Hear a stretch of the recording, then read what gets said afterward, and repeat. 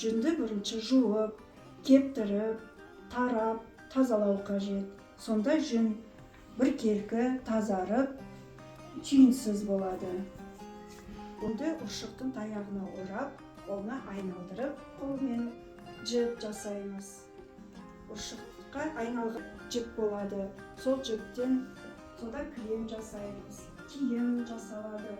Ол жүнді түрлі түске бояуға болады.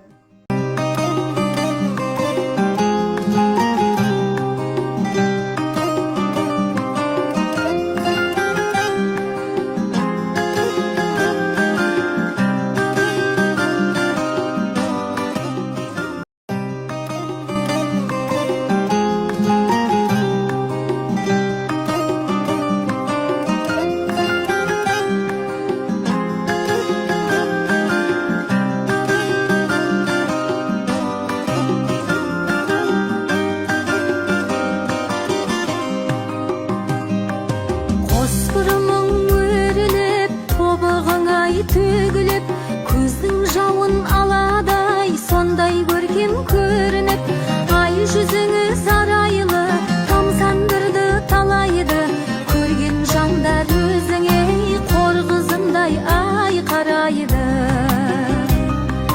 Сен қазақтың қызысың, жібек баян ізісің, асып кетер сендерден сұлулар жоқ біз үшін. Иманы мен әдебі, қарапайым әлемі, біздер үшін қашанда қазақ қызай ой әдемі. Басында қамажайдың бір талығы айрылып, қамажайдан болдым күлкі, болдым күлкі. Айрылып қамажайдан отырғанда келіп, қай жерімнен ойын күлкі, ойын күлкі.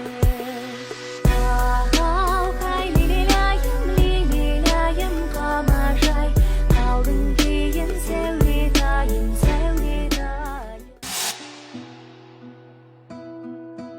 Басында қамажайдың бір талығы айрылып, қамажайдан болдым күлкі, болдым күлкі.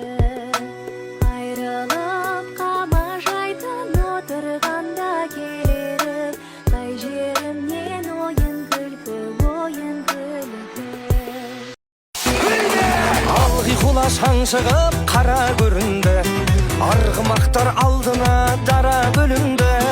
Топырақты төңкеріп тарлан жануар, қайыстырып келеді қара жеріңді.